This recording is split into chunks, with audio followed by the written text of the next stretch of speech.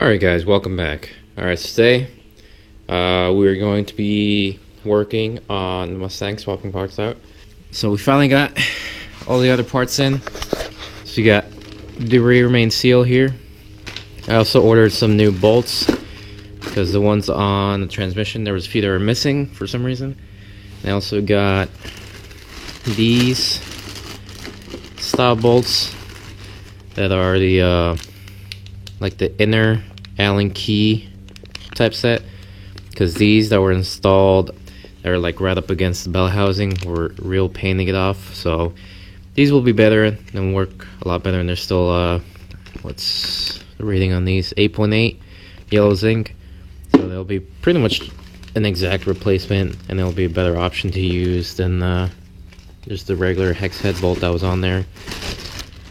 I also decided to go ahead and order some ARP flywheel bolts. So I got those ready to go. It even comes with the assembly lube. And I also ordered a flywheel to replace the one that was pretty much toast on this one. So I got this in as well. I also ordered the pressure plate bolts. So you can reuse those, but I ended up getting these because it also came with the dowel pins, especially the ones that go on the flywheel. I didn't know, but I guess the flywheel also comes with its own dowel pins, so I'll probably just end up using these. And then this also has other style dowel pins, but it is what it is. I'm still just going to use these. They're only like 20 bucks, so it's not that bad. So when I got this flywheel, so on the website, because I got it off American Muscle, it was like just the base silver look, like steel. And all the pictures that were uploaded of it were also silver. Then when I got this one, I opened it up and I saw the whole thing is black. So I was kind of curious if they maybe sent me the wrong thing, or maybe they started doing some kind of coating on it that wasn't a part of it before. So I ended up emailing McLeod and I asked them if this was something they just started doing recently, because I couldn't find a picture of any flywheel from McLeod that was black. So I was curious if maybe they sent me the wrong thing.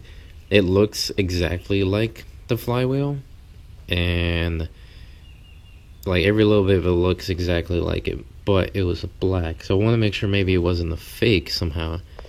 So I sent them an email, showed them some pictures of it, and they came back to me and said, yeah, that's one of their flywheels, and they just recently started doing some black coatings on it. So that's the thing now. So this flywheel, and going with the lightened steel. I didn't want to go full aluminum. Just want to still have a little bit of weight to it, but nothing too crazy. And it was on sale, so might as well. We got this nice lightened steel flywheel, nice and fresh. It has a lot of that like grease coating on it so that it doesn't rust for until it's shipped. So looking good. I kind of like the black, but I mean, you're not really gonna see it under there, but hopefully she does very well. Hopefully she gets worn in properly so it lasts longer than this one that was on it that got all burnt. So I got that there. Clutch is over here, ready to go once I get the flywheel on. So I didn't even realize it, but that clutch came with like a standard throwout bearing, which is just like a flat, I don't even know where I put it. Right here. One of these, which I imagine is for like older style vehicles. So that's not gonna work, which is fine. I can still replace the rear main seal, and I can still install the flywheel, and I can still replace the throwout bearing or the pilot bearing later.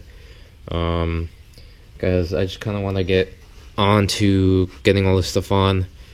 I'll probably still install everything else, and then from there I'll just wait until I get the pilot bearing in. But if not, I can probably just reuse that one on there. I think that one was probably already swapped originally. But all the stuff I definitely need to swap is definitely the flywheel and the clutch, and the, where'd it go? The rear main seal, which that's going to be interesting to take out. So we'll see how difficult that is. I couldn't find any video on it anywhere. So Maybe someone's done it before. Maybe they've like made like a forum or made a video explaining how they did it. But as far as I know, there's really nothing on it. As far as the tools used for it, based off the service manual, it tells you to use two specific tools. There's like a rear main seal puller and an installer. So the lowest price I could find for the actual recommended puller was somewhere around like 100, which not that bad, but still really pricey for a tool just to pull the rear main seal out. The thing is, the installer, the actual installer that it recommends on there, it said it was about $500, which that is very pricey. It seems kind of unnecessary. So I'm gonna look at it, see how bad it looks, determine if I should or should not replace the rear main seal. It probably would be a good idea just to do it, but I don't know how difficult it's gonna be. The service manual says it's pretty simple, but that's also using the tools. So I'm probably gonna see if I can remove the retaining plate and then clean that surface up and slide that rear main seal on there, and then put the retaining plate back on. Make sure it's properly bolted down, and I hope she holds. Also, hopefully while I'm removing that seal, I don't end up seeing something else that's messed up, and that's just more stuff to worry about and fix. So I'm gonna go in there, take a look at it, see how bad it is, and then we'll go from there and determine if I end up replacing the rear main seal a lot. If I don't, I'll probably just clean it up real good and then take it out for a drive, do a couple. I'll probably just do like the whole break-in period, keep an eye on the oil levels, and then see if there's any oil that's coming out of that seal. If there isn't, I'm gonna have to take it all off and do it again. But that's also a big reason why I did the ARP bolts. So some people are saying you can or you can't reuse these. So I'm definitely gonna keep looking into it, seeing if I can or can't. But what I'm end up doing anyways is I'm probably just gonna measure each 80 of these bolts for the flywheel, and then make sure that if I do take them off, if they haven't stretched, then I'll probably reuse them. But if they have stretched, then they got longer since I put them on there and torqued them down, then I'll probably just end up getting another set. But hopefully these are at least reusable ones, because that would be preferable. If not, it's fine, I'll just buy another set. So we're gonna go ahead, get under there, clean up all the surfaces, get rid of a lot of that dust. I'm probably gonna put a light coating of copper NICs on all the dowel pins and certain like seating surfaces. That way I don't have the issue again with the transmission and the bell housing and the isolator plate, all that getting stuck on each other again, because the dowel pins were just rusted on there really bad. So I'm gonna have to clean those up real quick and then go ahead and try to get all this stuff on and try to get her back together here soon. So let's get it. Alright guys, so next day here, all of yesterday I pretty much worked on trying to clean up all the surfaces before I go in there and start putting stuff back together. So over here I'm working on this side right now, which is the side that goes to the engine. I've been working on trying to get all this rust and dirt off this plate, just that way it has a clean surface to cling to. It's really bad on this bottom portion, but this bottom portion I'm not too worried about, because if you see here, kind of like you have like that mark that goes all the way around. So the engine block stops at this bottom hole here and here, and it just goes straight out, about to like right there and right there. So I just need to get that whole surface clean, and we should be good to go. On the opposite side, it's pretty clean now, much better than how it looked before. There's still like little areas where it can be a little bit cleaner, but overall the whole thing is pretty much smooth, except for maybe that area over there. We'll probably do a little bit more over there and a little bit right here, but other than that, all of it's pretty smooth. Just need to finish on this side. Also underneath on the engine, so the engine itself, got it pretty clean so far. Maybe go over it one more time, but all around. It's pretty smooth, and especially those two contacts up there for the rear main seal cover, which here in a bit I'm gonna try to replace that seal. Hopefully it holds up better and I don't have any more issues with the rear main seal. So do that here in a sec. We'll finish cleaning all of this up before installing stuff, and then we'll go for there. Alright, so surfaces are been cleaned fairly well.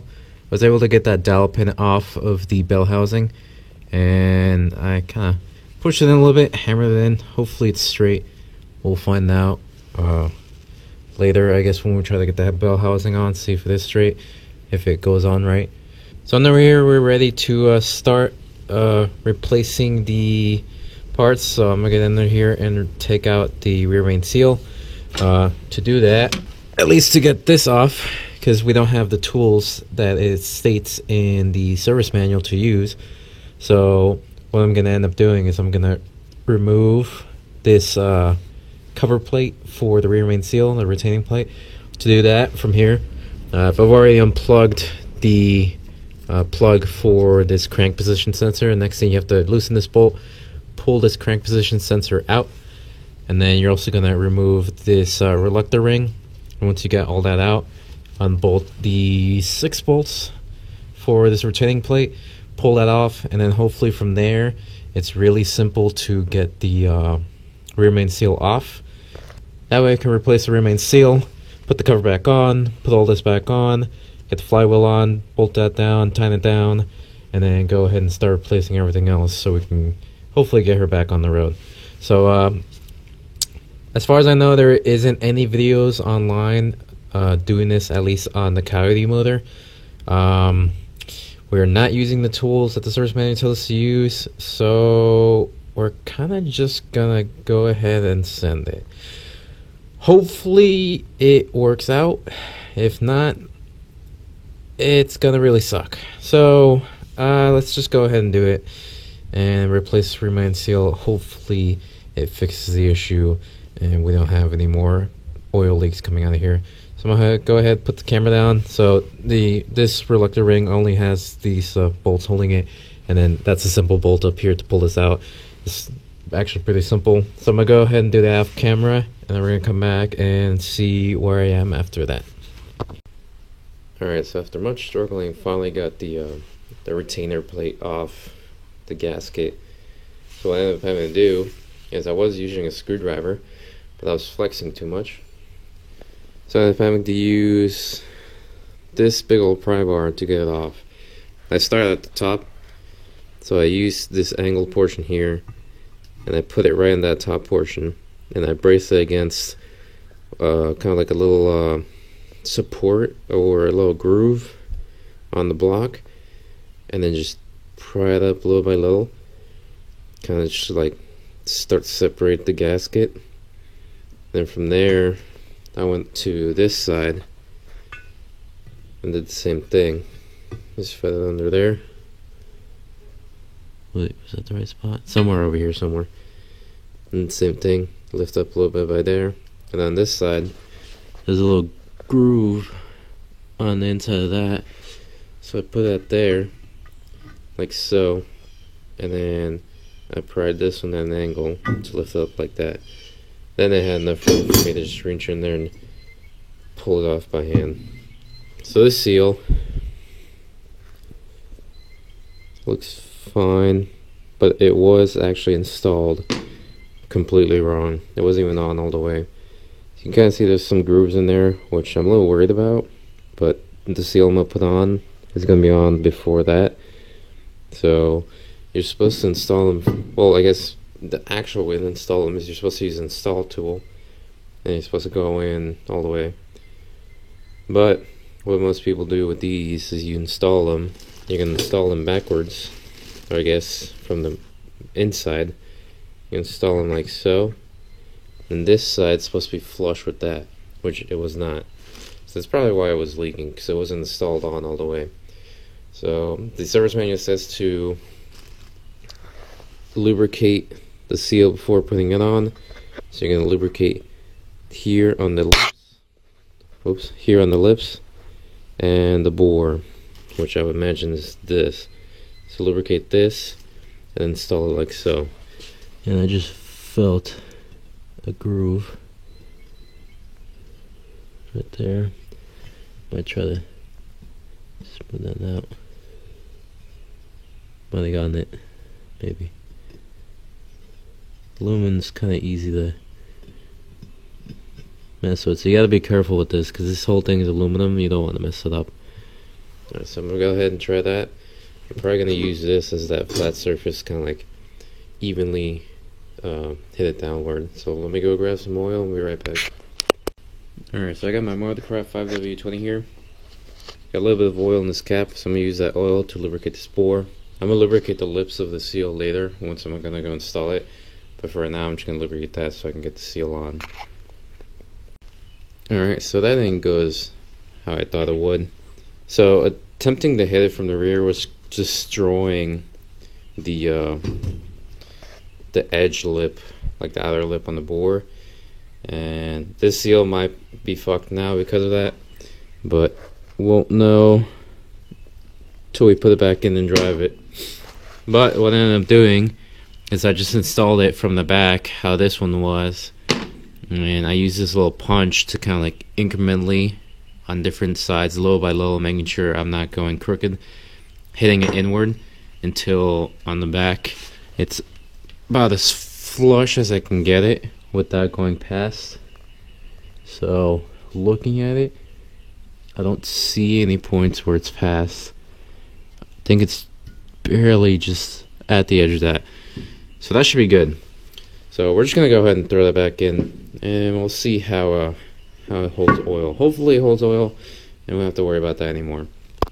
Alright, so next thing I'm gonna have to go down there and remove all of the old gasket material, clean that surface up. This one I already prepped, so I cleaned the front of it a little bit, and then the inside I should go over it one more time, make sure all the surface is clean. This isn't part of the contact surface, but I didn't want to scratch the aluminum, so that's just kind of there. I just cleaned it up, made this a little bit smoother. But all of those surfaces that actually make contact, they're all cleaned up, ready to go.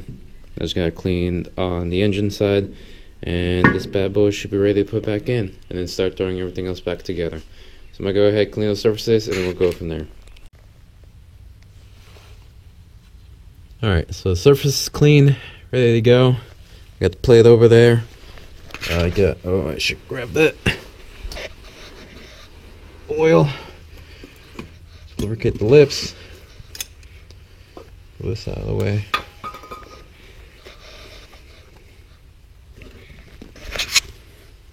I got my hammer, my rubber mallet to get the plate on over the crankshaft. I got Ultra Black oil gasket maker, and basically the path you're gonna go is you're gonna go on the inside of each bolt hole. So on this one you can go, obviously I'm gonna move this out of the way once I get in there, but starting here, go all the way up,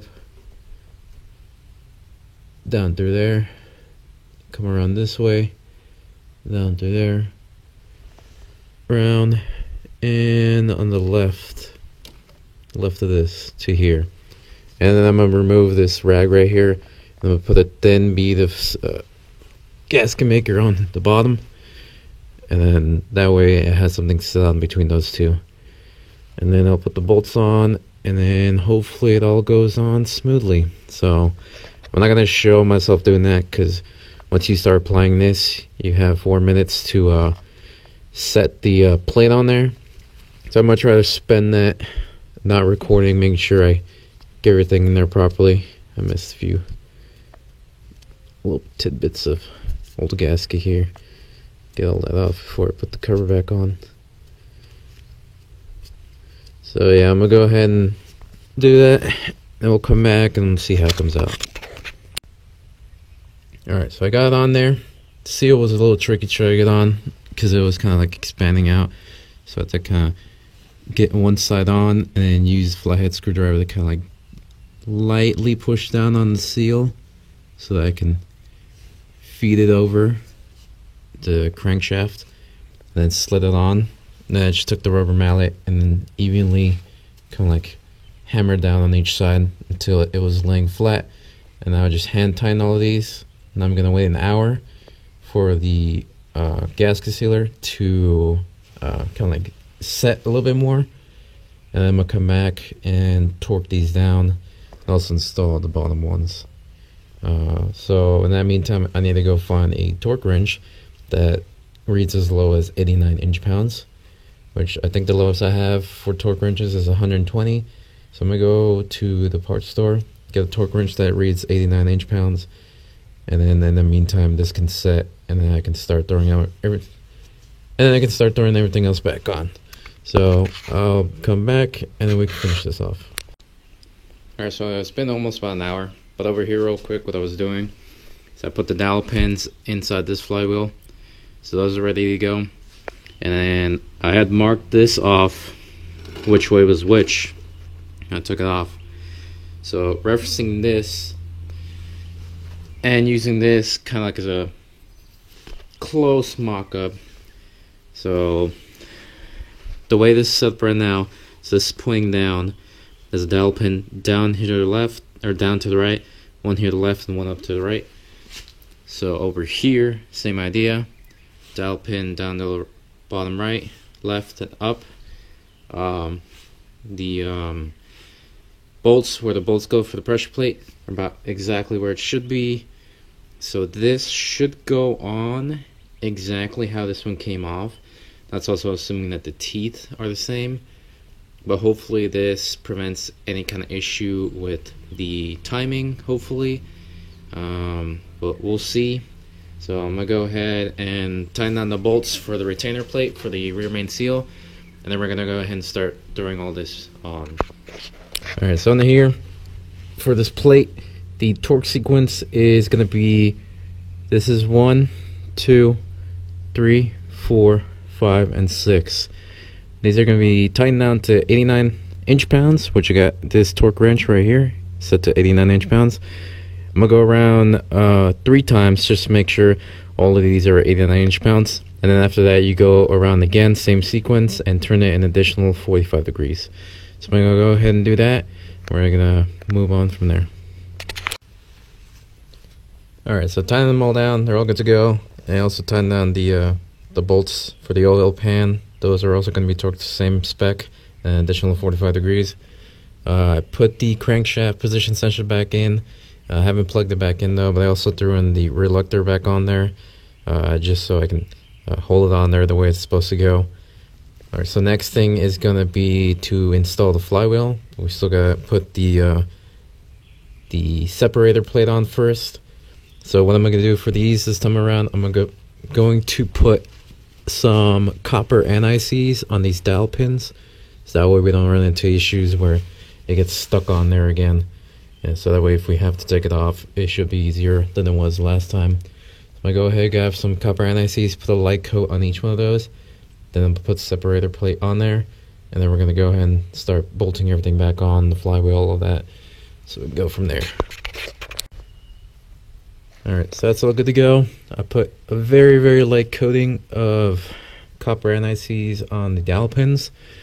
I try to make sure not to get on the actual engine mating surface. So I'm going to go ahead and throw the separator plate on. I also have the flywheel back here, ready to go.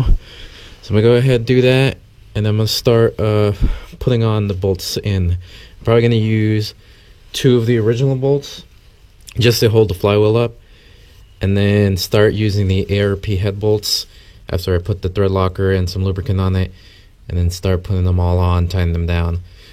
So with these though, the stock ones, the torque spec is 177 inch-pounds with an additional 60 degrees turn. With the new ARP head bolts, their torque rating is actually 70 foot-pounds.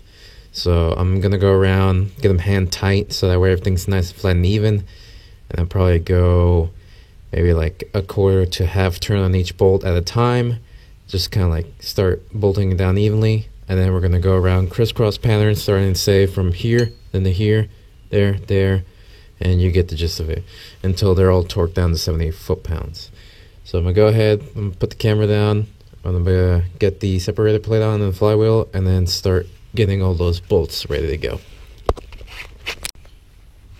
Alright, so all 8 bolts have been got their lubricant on the head, and then I have that thread lock underneath. I haven't put that on yet. Real quick, before you put anything else on, you want to make sure that the surface is completely cleaned off. So you're going to use some brake clean and a rag. You're going to go around and clean the whole surface off. So I'm going to go do that before I do anything else. And also I want to double check that the dowel pins are all good to go.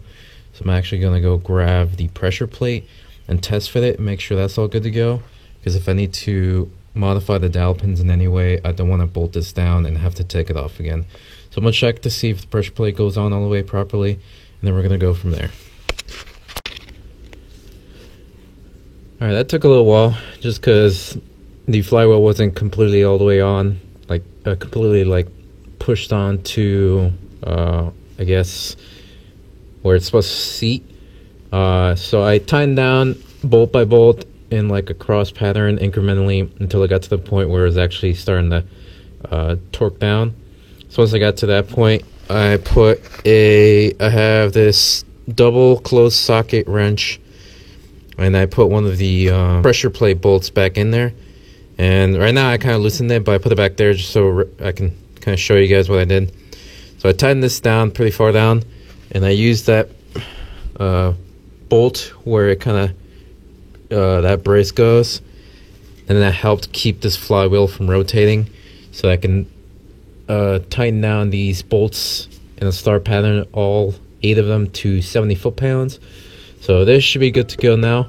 I'm gonna clean it off again, and then I'm gonna go ahead and keep installing everything else. We're gonna install the clutch, or the pressure plate, and the clutch assembly, and then we're gonna go from there, swap out the hydraulic slave cylinder, and then button everything back up and put it all back together. So let's go from there. I just saw this. I don't know what happened here. Weird. But yeah, let's keep going. Alright, so I got the clutch in, the pressure plate in. The pressure plate hasn't seated all the way on for some reason. When I tested it out initially, the dowel pins all lined up and they're all good to go, but it didn't want to completely go on all the way this time around, but it's fine. You want to make sure it's completely flat before you tighten them down. So I'm going to be going around tightening down all 6 bolts incrementally until it's completely flat, and then I start to feel some resistance, kind of like how I did with the flywheel. And then once I do that, we're going to tighten them down to 35 foot-pounds with an additional 60 degrees. So let's go ahead and do that. Alright, tighten them all down up to the point where I'm getting a little bit of resistance, feeling all around it. Don't feel, actually I think I might feel a gap there. And up there. Let's go around one more time, double check, make sure they're all tight. They should be ready to start torquing down to get this thing all ready to go. Alright, that was kind of tough. Trying to keep it from spinning while I torque it down. So torquing it down, I was able to get it without spinning. But once I had to do the extra 60 degrees, that's when it was trying to spin on me. So I had to brace myself on it a little bit, kind of do it one-handed. So that was a little challenging. But now comes the fun part. Pulling this alignment tool out and getting that little pop. Let's see if I can get good leverage without hitting myself. Or maybe it's stuck. Maybe it's stuck. Oh, there it goes. There we go. Oh, I dinged this thing up bad. Alright. Well, that's out. Ready to bolt everything back on. Alright, so I got the bell housing on. I swapped a few of the bolts because they weren't fitting. These bolts right here where they're up against the bell housing, when I originally took them off, only one of them came off. And the other one I had to use a wrench at an angle and some vice grips to take it off.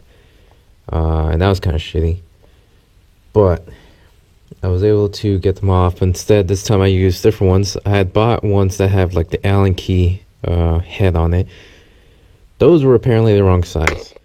So I thought these were, what did I get? M10 by 1.5. No, those are the ones that go to the back side of this. It's weird. I don't get that. But these are 3/8 by 16.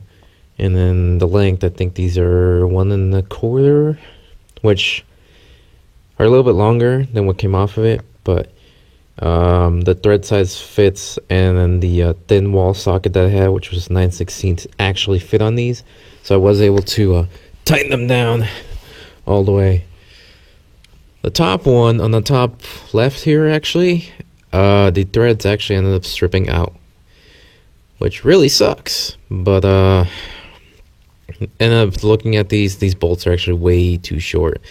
The bolts that are usually on there to bolt up a transmission to the engine are usually way longer, and these are not.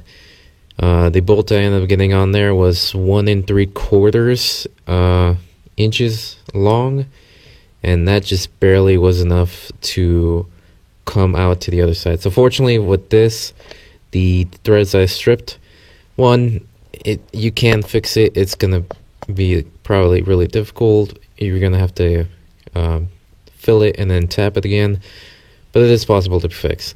But fortunately I only stripped the first couple threads of it. The rest of it is still in the back, was still able to be or still on there, so I just used a longer bolt that was able to reach in there and actually engage on those threads. So I put a longer bolt in there. I wanted to get one that was even longer and put a nut on the other side of it, because a nut would fit on that side, just for assurance to bolt it down. But I couldn't find any zinc bolts that were long enough to go all the way through. So I ended up using that one I have there, which just barely cleared, so hopefully that will be good. And then all of these on the side, these will probably be fine. They should be long enough to go. Got the starter in, which was a pain, because the clearance between the starter and the engine mount, it's about maybe an inch. So you have to put it in there at an angle, you have to slide it in properly, and even after all that, there's still a chance that it might get stuck if you like turn it at the wrong angle, or it's not on right, stuff like that. So that took me quite a bit of time to try to get that on there, which really sucked, but finally got it on there. Apparently there's only 2 bolts, so the top bolt wasn't on there, and I tried putting the top bolt first, that way it would be aligned properly. But apparently the cover for this, as perfectly aligned as it should be, is not for that bolt. The hole for the bolt is actually cut slightly off, so the bolt has a lot of trouble trying to go through. If I had known that beforehand and noticed it, I would have probably drilled it out or filed it down so that the bolt will go through. But I didn't realize it until now, and it would just be a lot of work to have to take all this off, because at this point I can't get the separator plate off without having to take the flywheel off. I really don't want to have to do that. So I left it as is. The way I got it was with the 2 bolts on the bottom. The bolt on the top was not there, but I much rather get the engine off and then do it like that, so that way I can do it properly and then be able to get all this off. So that's gonna have to be like that for now, unfortunately. So from here, what's left to do is I'm gonna lube up the splines on the flywheel there. I gotta clean up this input shaft for the transmission, just get some of this like rust off, and then lube that up, get the new hydraulic bearing in here, and then clean these dowel pins up so that way they don't get stuck on there rusty again. Once I got that in, bolt the transmission back up, put the drive shaft in, put the exhaust on, and oh yeah, make sure I plug in all the necessary plugs. That should be good to go. There shouldn't really be anything else to do. And then yeah, just make sure to put the wheels back on. But I'm most likely going to start it up in the air, so that way if anything does go wrong, it's already up in the air and I don't have to put it back up. So we'll go ahead and do that. And then at the end, make sure we refill the transmission with fluid. So, yeah, let's go ahead and do that, bolt all this stuff up, and we'll go from there.